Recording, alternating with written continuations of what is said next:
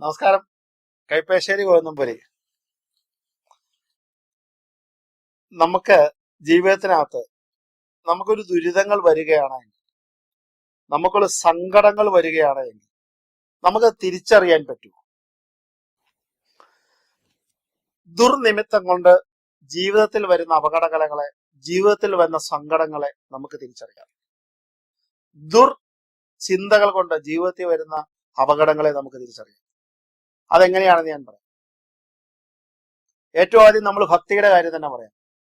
ഒരു വ്യക്തിക്ക് ഒരു കുടുംബത്തില് അല്ലെങ്കിൽ കുടുംബ പരിജനങ്ങൾക്കാർക്കെങ്കിലും ക്ഷേത്രത്തിൽ പോകാൻ തോന്നുന്നില്ല, അല്ലെ ഭക്തിയില്ല, അമ്പലത്തിൽ പോകുന്നില്ല എന്ന് പറഞ്ഞാൽ ആ വ്യക്തിക്ക് ഒരു വളരെ ദുരിതങ്ങൾ മുൻപിൽ വരാനുണ്ട്. അത് അനുഭവിക്കാൻ വേണ്ടിയാണ് അവൻ ഉപാസനാ സ്ഥലങ്ങളിൽ പോകാത്തത്, അനുഗ്രഹം കിട്ടുന്ന സ്ഥലങ്ങളിൽ പോകാത്തത്. അവന് രക്ഷപ്പെടാനുള്ള യോഗം, അല്ലെങ്കിൽ ആ വ്യക്തിക്ക് രക്ഷപ്പെടാനുള്ള യോഗം കുറവോ അല്ലെങ്കിൽ അതിൽ ദുരിതം അനുഭവിക്കാനുള്ള യോഗമോ ഉണ്ടാകുമ്പോഴാണ് അവൻ ഈശ്വര സങ്കേതത്തിലേക്ക് എത്താതിരിക്കുന്നത്. നമ്മൾ തന്നെ കറക്റ്റായിട്ട് അമ്പലത്തിൽ പോയിക്കൊണ്ടിരുന്നത് കൃത്യമായിട്ട്, നമുക്ക് നല്ല ഭക്തിയുണ്ട്, ഒരാഴ്ചയായി എന്റെ തിരുമേനി പോകാൻ പറ്റണില്ല എന്ന് പറഞ്ഞാൽ ശ്രദ്ധിച്ചോളൂ. അങ്ങനെ ഒരു തോന്നൽ വന്നാൽ കൂടുതൽ പൊക്കോളൂ. അതൊരു നമുക്ക് ദുരിതം വരണമെന്നുള്ള അറിയിപ്പാണ്. നാമം ജപിക്കാൻ പറ്റണില്ല തിരുമേനി, സത്യസന്ധമായിട്ടാ പറഞ്ഞത്. നല്ല ജപം ഉണ്ടായിരുന്ന ആൾക്കാരാ പെട്ടെന്ന് അങ്ങ് ജപിക്കാൻ പറ്റാതെ വരും. അവർക്കും ഉറപ്പാണ് ഒരു ചെറിയ സങ്കടം അവർക്ക് മുൻപിൽ വരുന്നുണ്ട്. അതിന്റെ മുന്നറിയിപ്പാണ് അങ്ങനെ. അപ്പൊ ആധ്യാത്മികമായിട്ടുള്ള പരിഹാരം, ആധ്യാത്മികമായിട്ടുള്ള തടസ്സങ്ങൾ വന്നാൽ അതിൽ മുൻപിൽ നമുക്ക് വരാനുള്ള സങ്കടങ്ങളെ കാണിച്ചു തരുന്നതാണ്. ഈ കോടതിയിൽ നിന്ന് ഭഗവാന്റെ സമൻസ് വരും. ഒരു സമൻസ്, 2 സമൻസ്, 3ാമത്തെ സമൻസ്, അത് കഴിയുമ്പോൾ വാറണ്ടാവും എന്ന് പറഞ്ഞ പോലെ ഈ ദേവന്റെ കോടതിയിൽ നിന്ന് വരുന്ന സമൻസ് ഈ തടസ്സങ്ങളാണ്. അതുപോലെ തന്നെയാണ് നമ്മുടെ കുടുംബത്തിൽ എന്തെങ്കിലും ദുർനിമിത്തങ്ങൾ വരാനുണ്ടെങ്കിൽ, നമ്മുടെ കുടുംബത്തെ വളർത്തുമൃഗങ്ങളുടെ നാശം, വളർത്തുമൃഗങ്ങൾക്ക് വന്ന മരണം, വീഴ്ചകൾ, അതൊക്കെ നമ്മുടെ കുടുംബത്തിൽ സംഭവിക്കേണ്ട ദുരിതങ്ങളെ കാണിച്ചു തരുന്നു, അല്ലെ വരേണ്ട സാധനം മാറ്റി വരുന്നതാണ്. അപ്പോഴൊക്കെ നമ്മൾ ശ്രദ്ധിക്കണം, എന്തുകൊണ്ടാണ് എന്റെ കുടുംബത്തിൽ ഇത് സംഭവിച്ചത്? എന്തെങ്കിലും ദുരിതങ്ങളുണ്ട്. ചിലപ്പം നല്ല പശുക്കളൊക്കെ പെട്ടെന്ന് മരിച്ചു പോവുക. പശുവിന്റെ മരണം, പൂച്ചയുടെ മരണമൊക്കെ ഒരു വ്യക്തിയുടെ മരണത്തിന് തുല്യമാണ്. അങ്ങനെയൊക്കെ വന്നു കഴിഞ്ഞാൽ അത് എന്തുകൊണ്ട് സംഭവിച്ചു? ആധ്യാത്മികപരമായിട്ട് നമുക്ക് ദോഷങ്ങൾ വല്ലതും ഉണ്ടോ, ദുരിതങ്ങളുണ്ടോ, സങ്കടങ്ങളുണ്ടോ? നമ്മൾ നിർബന്ധമായും തൊട്ടടുത്തൊരു ജ്യോതിഷനെ കണ്ടത് ചെക്ക് ചെയ്തിരിക്കണം, അതിന് പരിഹാരം കണ്ടിരിക്കണം. അതിന് ഹോമ പൂജയൊന്നുമല്ല, അമ്പല ദർശനം കൊണ്ടുള്ള പരിഹാരം കാണാമല്ലോ കേട്ടോ.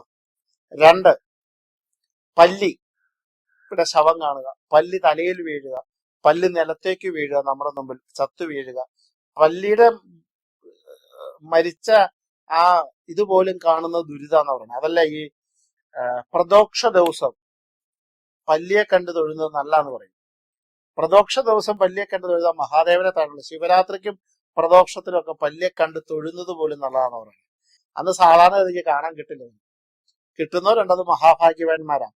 ഈ കഴിഞ്ഞ ശിവരാത്രിയുടെ അന്ന് ഞാൻ കണ്ടിരുന്നു.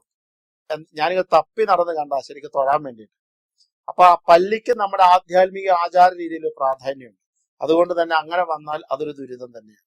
അതുപോലെ നമ്മുടെ വീട്ടിൽ നിൽക്കുന്ന കൂവളം കരിഞ്ഞു പോയാൽ അതൊരു ദുരിതത്തെ കാണിക്കുന്നതാണ്. നമ്മുടെ തുളസി വെച്ചിരിക്കുന്ന തുളസിത്തറയിലെ തുളസി നശിച്ചു പോയാൽ അത് നമുക്ക് വരാനിരിക്കുന്ന ദുരിതങ്ങളാണ്. അപ്പൊ ഈ പറയണ പോലെ പല്ലിയുടെ ശവശരീരം കാണുക, പല്ലി തലയിൽ നെറുകയിൽ വീഴുക, പല്ലി പെട്ടെന്ന് മുമ്പിൽ വീണ് മരിക്കുക, അങ്ങനെയൊക്കെ വന്നു കഴിഞ്ഞാൽ, തുളസി കരിഞ്ഞു പോവുക, നമ്മള് കൂവളമൊക്കെ കരിഞ്ഞാൽ നിങ്ങൾ നിർബന്ധമായിട്ടും തുടർന്ന് വരുന്ന 12 ദിവസം തുടർച്ചയായി ശിവക്ഷേത്രത്തിൽ ദർശനം ചെയ്ത് എണ്ണയും കൂവളമാലയും നടക്കൽ വെച്ച് വരാൻ പോണ സങ്കടങ്ങളിൽ നിന്ന് മോക്ഷം നൽകണമെന്ന് പ്രാർത്ഥിക്കണം. അത് നിർബന്ധമായി ചെയ്യണം. കുടുംബത്തെ വളർത്തുമൃഗങ്ങൾക്ക് ഒരു മരണമൊക്കെ സംഭവിച്ചാൽ, എക്സ്പെഷ്യലി പശുവോ പൂച്ചയൊക്കെയാണ് മരിക്കണമെങ്കിൽ, നിർബന്ധമായും അറിയാവുന്ന ഒരു ജ്യോതിഷനെ കണ്ട് ഒരു ക്ഷേത്ര പരിഹാരം ഉണ്ടാക്കിയിരിക്കണം. അതും നമ്മുടെ ദുരിതത്തെ നമുക്ക് കാണിക്കണാണ്. നാമജപാദികൾ നമുക്ക് മുടങ്ങിയാണ്, ക്ഷേത്ര ദർശനം മുടങ്ങിയാണ്. ആ മുടങ്ങണ സമയത്ത് നമ്മൾ കൂടുതൽ ഇരട്ടിയായി ചെയ്യാൻ മനസ്സിനെ നമ്മൾ മനസ്സിലാക്കി പറഞ്ഞ് നമ്മൾ പോയിക്കൊണ്ടിരിക്കുക. അത് മാത്രമേ ചെയ്യാൻ പറ്റുള്ളൂ. അതുപോലെ തന്നെ നമ്മുടെ വീടിന് പെട്ടെന്ന് ഈ മാറാല എന്ന് പറയും, ഓരോ നാട്ടിലും എന്താ പറയണെന്ന് അറിയാൻ മേല, ഈ മാറാല പോലെ ഇങ്ങനെ ഇത് കെട്ടും പെട്ടെന്ന് വീടിന്റെ പരിസരത്തൊക്കെ പടപടാന്ന് കെട്ടും.